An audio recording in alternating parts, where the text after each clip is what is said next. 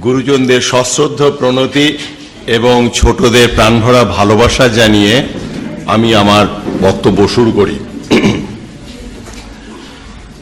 প্রথমেই বলে নিই রুলস অফ দ্য গেম।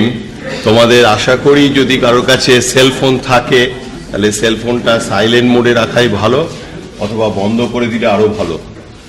যারা সেলফোন ঠিক প্রপারলি বন্ধ করতে বা সাইলেন্ট করতে জানো না, তাদেরকে আমি ইঞ্জিনিয়ার হিসেবে একটা টেকনিক বলতে পারি। হাতে নিয়ে যদি মাটিতে জোরে আছাড় মারো, চিরদিনের জন্য এটা বন্ধ হয়ে যাবে।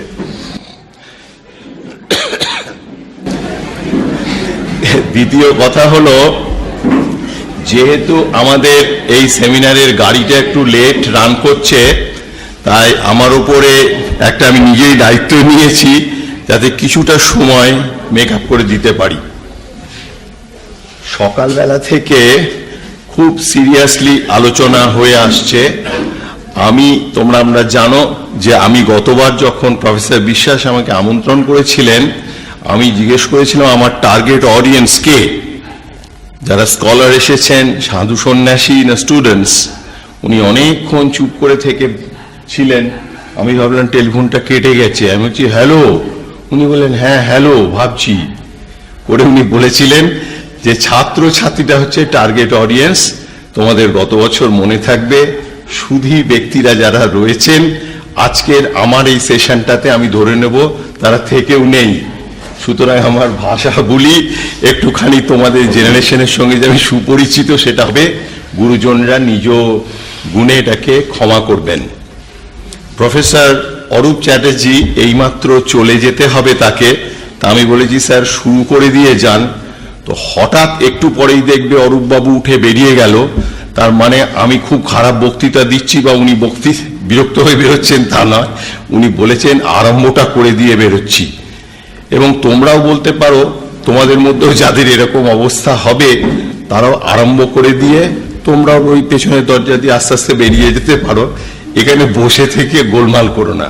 এরকম ক্লাসে অ্যাটেন্ডেন্স বা প্রক্সি হয়ে যাওয়ার পর বসে থাকার তো কোনো মানে হয় না। এইটা বলে আমরা এবার শুরু করি। যে আমার নিজের একটু পরিচয় আগে বলি। আমি 1946 সালে জন্মিয়েছিলাম এবং জন্মের প্রথম বছরেই ভারত স্বাধীন করতে গিয়ে অনেকটা ক্লান্ত হয়ে পড়েছিলাম। তারপরে আমি আইআইটি খড়গপুর থেকে পাশ করেছি মেকানিক্যাল ইঞ্জিনিয়ারিং 1968 সালে। এবং আমার গুরুদেবের আদেশ ছিল, উনি এই টেস্ট ম্যাচের থেকে T20 বেশি বিশ্বাস করতেন। 10 বছর চাকরি করবি, নিজে একটু টাকা জমিয়ে নিবি যাতে অন্যের কাছে হাত না পাততে হয়, এবং তারপরে চাকরি ছেড়ে দিয়ে একটু ভারত ভ্রমণ করবি, তীর্থযাত্রা, এবং তারপরে একটু সাধন ভজন করবি। তা আমি জিজ্ঞেস করছিলাম সাধন ভজন ব্যাপারটা কি? খুব বিরক্ত হয়ে বলেছিলেন, এতদিনে যদি না বুঝে থাকো তাহলে আর বোঝার দরকার নেই। বুঝতে পেরেছেন? এই হচ্ছে মোটামুটি আমার ব্যক্তিগত পরিচিতি। তো তীর্থযাত্রাকালে আমি ভারতবর্ষের মূল তীর্থ আর সমুদ্র, হিমাচল মোটামুটি কিছুটা ঘুরেছি। ঘোরার পরে আমাকে একজন বললেন যে গঙ্গাসাগর দেখনি? গঙ্গাসাগর তো একটা মহান তীর্থ পশ্চিম বাংলায়। গঙ্গাসাগর সম্বন্ধে অনেকদিন আগে আমি গঙ্গাসাগর হঠাৎ গিয়েছিলাম আমার এক কাকার সঙ্গে।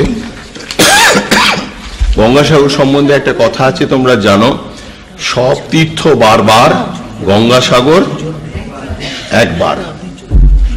গতবার যখন আমাকে আমন্ত্রণ করা হয়েছিল খাতড়া কলেজে, আমি শুনেই চমকি উঠেছিলাম। আমার ভূগোলের জ্ঞান খুব সীমিত। আমি বললাম স্যার জায়গাটার নাম খাতড়া, তো হিন্দি শব্দটার অর্থ ভালো নয়, ওখানে গেলে ফেরত আসা যায় কি? বলেন হ্যাঁ সেটা আমাদের দায়িত্ব, আপনি যদি আসতে পারেন আমরা আপনাকে ফেরত পাঠাতে পারবো। তো আমিও এইরকম অনেক সেমিনারে হয়তো যোগদান করার সুযোগ হয়েছে, কিন্তু আমি ঘুরে গিয়ে আমারও মনে হয়েছিল সব ইউজিসি সেমিনার, সব কলেজে বারবার, খাতড়া কলেজ একবার। এইবার যখন অরূপবাবু বলছি, যখন আমাকে আবার স্বপনবাবু ডেকে পাঠালেন, আমি বললাম স্যার আমার তো কোটা কমপ্লিট হয়ে গেছে, এবার তো আমি প্রফেসর সঞ্জয় মুখার্জি আমার বন্ধুকে দিয়ে দিয়েছি। বলে না না, ওকে সঙ্গে নিয়ে আপনাকে আসতে হবে। স্বামী বিবেকানন্দ সম্বন্ধে সার্ধশত বৎসর না, এটা বোধহয় আনন্দবাজারের টার্ম, রবীন্দ্রনাথ নিয়ে শুরু হয়েছিল। এইটা বহু জায়গাতে আলোচনা হচ্ছে, কলকাতা শহরেও অনেক জায়গায় হচ্ছে। তাহলে হঠাৎ খাতড়া কলেজেই বা আমরা এসে উদয় হলাম কেন? আজকে রাত 3:40 উঠেছি, স্নান টান করে ঝিমোতে ঝিমোতে ট্রেনে এসেছি, এক পেট ভাত খেয়েছি, আশা করি তোমরাও খেয়েছ। সুতরাং তোমাদেরও একটা ঢুলুনি ঝিমুনি আসতেই পারে, আমারও আসতে পারে। যদি আমার আসে আমাকে জাগিয়ে দিও, যদি তোমরা জেগে থাকো। খাতড়া কলেজে কেন এসেছি? খাতড়া কলেজে আসার একটাই উদ্দেশ্য, সেটা হচ্ছে যে সত্যি জায়গাটায় আসা বেশ কঠিন এবং এলে ফেরত যাওয়া আরো কঠিন। তথাপি আমরা কেন আসি? কারণ এখানে আসার পর এটাকে ঠিক এটা সামাজিক আতিথেয়তা বলে না, এটার মধ্যে যেমন একটা আন্তরিক ভালোবাসার স্পর্শ পাওয়া যায়। আমাদের যে দিদি পরিবেশন করে খাওয়ান, সে যেন মনে হচ্ছে তোতা কাহিনী তোতাকে উনি পড়াচ্ছেন, বলে ঠুসে ঠুসে খাইয়ে টাইয়ে দেন।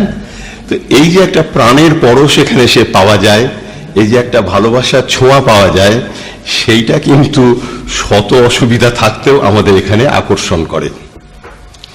বিবেকানন্দের সেমিনারে এসে এইসব অবান্তর কথা বলার মানে কি?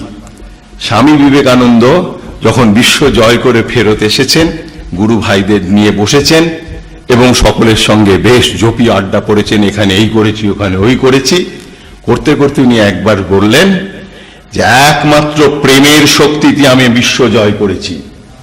আমরা তো মনে করি তিনি জ্ঞানী মহাপুরুষ, কিন্তু তিনি নিজে মুখে বলেছেন যে একমাত্র প্রেমের শক্তিতে বিশ্ব জয় করেছি। আজকেও আমরা খাতড়াতে আসি কিন্তু এই প্রেম এবং ভালোবাসার আকর্ষণে। সকালে আলোচনা হয়েছে যে তাঁর দৃষ্টিভঙ্গিতে শ্রীরামকৃষ্ণকে উনি সামারাইজ করেছেন LOVE, অর্থাৎ তার গুরুকে তার মূর্ত প্রেম রূপে তিনি দেখেছেন।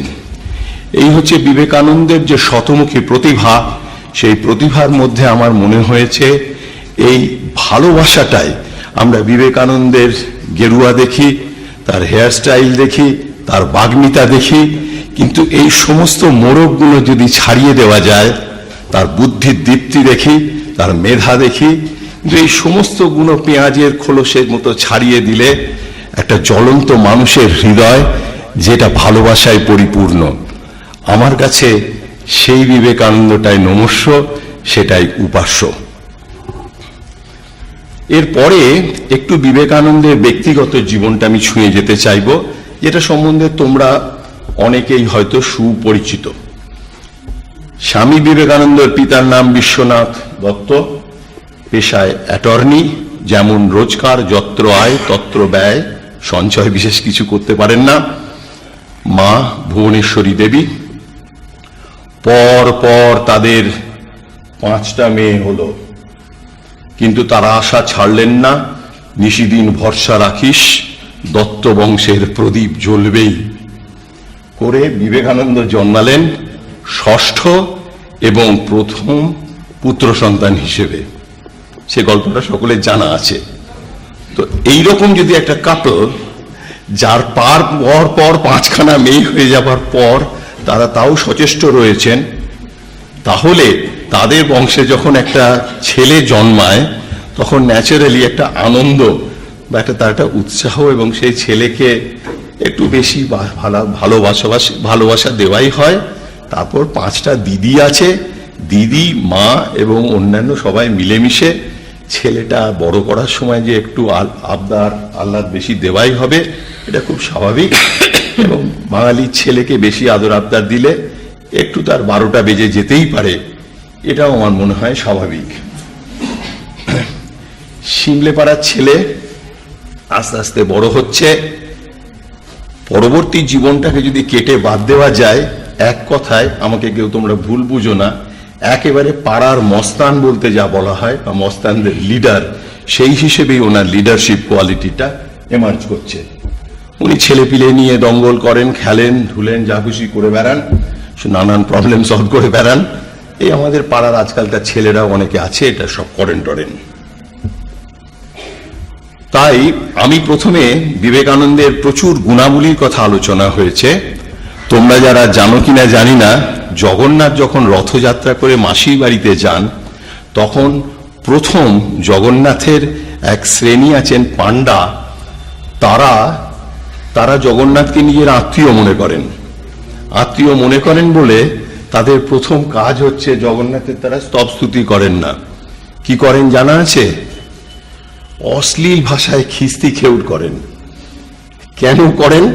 এই জন্যে করেন যে তারা মনে করেন যে জগন্নাথকে খুব তো নিকট লোক, আত্মীয়, তো সুতরাং ওই গালাগালি খিস্তি খেউট করে তাকে একটা অশুভ শক্তি থেকে প্রোটেকশন দেওয়া হয়।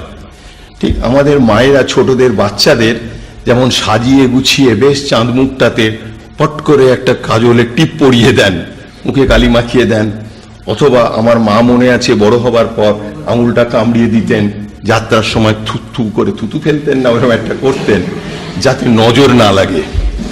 আমি চিরকালে এরকম নিশ্চয়ই দেখতে ছিলাম না, হয়তো সেই সময় নজর লাগতেও পারত, কিন্তু বুঝতেই পারছো কারোরই নজর লাগেনি, তাই আমার এই পরিণতি হয়েছে।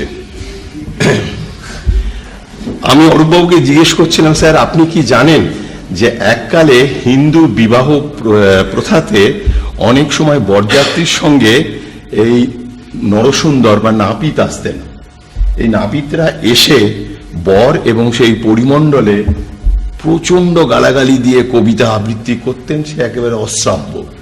তারও কিন্তু এটা জানি না, এই জেনারেশন হয়তো দেখনি, তারও উদ্দেশ্য ছিল যে এই অশ্লীলতার একটা প্রোটেকশন করে যাতে এই বিবাহ পন্থাটার মধ্যে কারোর কুদৃষ্টি বা কিছু না পড়ে।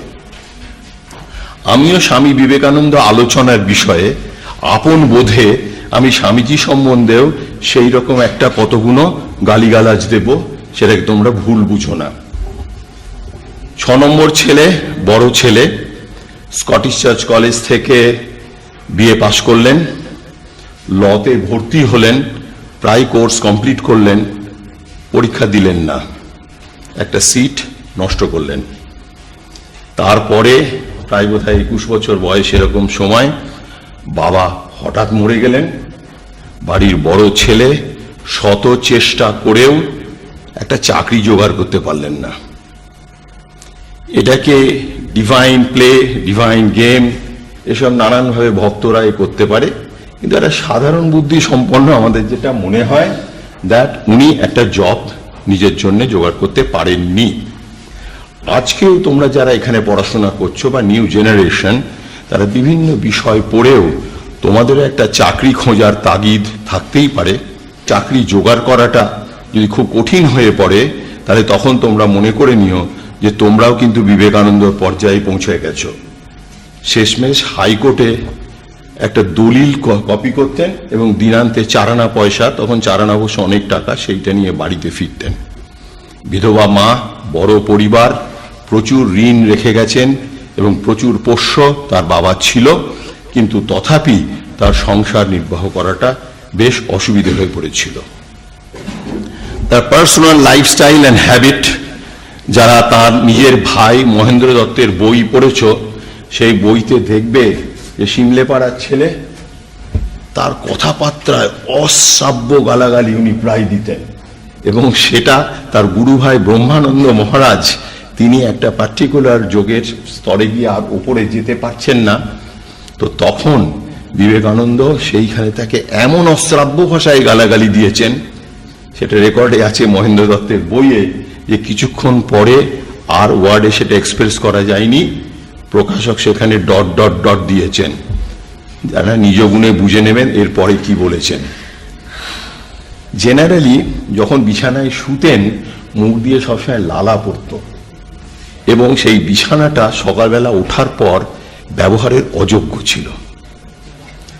এছাড়া যে কোনো কথা প্রসঙ্গে, সাধারণ কথা প্রসঙ্গে যথেষ্ট খিস্তি খেউর করতেন, এবং এক গুরু ভাই একটু বেলা করে উঠতেন, তার চেলা তাকে পাঠাবার সময় তাকে বলেছেন, সেই গুরু ভাইয়ের পেছনটা একটু মোটা ছিল, তো তখন বলেছেন, এই ওকে ডাকবি, যেই দরজা খুলবে তখন খালি বলবি, মহারাজ আপনার শরীরটা কেমন আছে। ঠিক একদম বলে দিয়েছে কিভাবে বলতে হবে। আর যেই বলেছে সঙ্গে সঙ্গে বলছেন, হতভাগা, নরেন তোকে নিশ্চয়ই পাঠিয়েছে। তো তো সুতরাং স্বামী বিবেকানন্দ, তার বাগ্মিতা, তার মেধা, তার ভারত গড়া, এ তো আমাদের আছেই, আলোচনা হয়েছে, হয়তো আরো পণ্ডিত লোকেরা অনেক কথা বলবে, কিন্তু বিবেকানন্দের এই দিকগুলো একটু আমাদের জানা দরকার আছে। এবং স্বামী শিষ্য সংবাদ, এই বইটা তোমরা যদি পড়ো তাহলে বিবেকানন্দের এই যে সুন্দর মানসিকতা দিকগুলো, এগুলো কিন্তু ক্রমশ উদ্ভাসিত হয়ে উঠবে বলেই আমার মনে হয়। এরকম একটা ছেলে হঠাৎ গিয়ে একটা তোতলা বামুনের পাল্লায় গিয়ে পড়ল। তিনিও বোধহয় চ্যাটার্জি ছিলেন স্যার, তাই না? সেই চাটুর্যে বামুনের কাছে 5-6 বছর থাকলেন, নাম ছিল গদাধর চ্যাটার্জি। পরে তিনি সন্ন্যাস নিয়ে, তার নাম হলো শ্রীরামকৃষ্ণ পুরী, দশনামী সম্প্রদায়ের মধ্যে পুরী সম্প্রদায়ের লোক। এই ভদ্রলোক কি যে বললেন ভগবান জানে। যেদিন দ্বিতীয়বার দেখা হলো এবং প্রথম দেখা দক্ষিণেশ্বরে, দেখেই তিনি বললেন, আমি জানি তুমি নররূপী নারায়ণ, জীবের কল্যাণের জন্য এসেছো। ঠিক আছে, শ্রীরামকৃষ্ণ বলেছেন, আমি কারো ধর্মবিশ্বাস বা ভক্তিতে কোনো রকম আঘাত আনতে চাই না, কিন্তু একটা সাধারণ বর্তমান মানসিকতা থেকে আমি যদি এইটা বিশ্বাস করি বা এটাকে নিয়ে নিই যে তিনি হচ্ছেন নররূপী নারায়ণ, তিনি জীবের কল্যাণের জন্য অবতরণ করেছেন, আর আমি আর তুমি হচ্ছি নররূপী ভূত বা পঞ্চভূতের। কোনো এক সময় হয়তো আমার মাতা পিতা একটু কামার্ত হয়ে বেসামাল হয়ে পড়েছিলেন এবং তারই ফসল রূপে তোমার আমার জন্ম। এই যদি আমাদের মানসিকতা হয়, এবং এইখানে আমি তোমাদের কাছে খুব এইরকম একটা অডিয়েন্সে হয়তো বলা যায়, ভুল বুঝবে না, যে আমাদের অবতারবাদের মধ্যে এইটা হচ্ছে সবচেয়ে বড় সমস্যা। যদি ধরে নি ইন্ট্রিনসিক্যালি অবতার হচ্ছে বাই বার্থ পারফেক্ট, আর আমি এই যে human being with all my limitations, আমি হচ্ছি ইমপারফেক্ট, তাহলে বেসিক্যালি তিনি যদি হয় লায়ন, আমি তাহলে হচ্ছি ল্যাম্ব। তিনি যদি হন সিংহ, আমি তাহলে একটা মেষ শাবক। তাই যদি হয় তাহলে মেষ শাবক হিসেবে আমি লায়নকে স্তুতি করতে পারি, কিন্তু আমি কোনোদিন লায়ন হয়ে ওঠার মতো স্বপ্নর কথা চিন্তা করতে পারি না এবং তাগিদ অনুভব করতে পারি না। সুতরাং বিবেকানন্দকে যদি ব্যক্তি পূজা করতে গিয়ে দেবতা রূপে আমরা দূরে সরিয়ে দিই, আমার মনে হয় অনেকাংশেই এই বিবেকানন্দ বিষয়ক আলোচনা এবং সাধনা আমাদের ব্যক্তিগত এবং সমাজ জীবনে সম্পূর্ণ ব্যর্থ হবে। তখনই বিবেকানন্দ বিষয়ে আলোচনা সার্থক হবে যদি আমি মনে করি that here is a human being, যে ডিভাইন ওই রকম কনসিয়াসনেসে উত্তরণ হয়েছে, আমার মধ্যে এখনো সেটা ফুটে ওঠেনি, কিন্তু সদ্গুরুর দ্বারা আদিষ্ট হয়ে আমি যদি চেষ্টা করি তাহলে আমিও একদিন সেইখানে পৌঁছতে পারবো। এখানে আমরা বিবেকানন্দের কোটেশন নেব। বিবেকানন্দ নিজে একজন শিষ্যকে বলেছিলেন, তুই যদি 500 বার পরহিতে নিজের জীবন উৎসর্গ করিস, তোর মধ্যে বুদ্ধের মতো প্রেম উপজিত হবে, গৌতম বুদ্ধের মতো প্রেম। এই কন্টিনিউয়াম, এই হিউম্যান থেকে ডিভাইন জার্নি, এবং এইটাকে যদি আমরা অ্যাকসেপ্ট না করি তাহলে বুঝে নিতে হবে আমরা যতই বেদান্ত করি, আমরা কিন্তু রিয়েলি বেদান্তকে ফলো করছি না।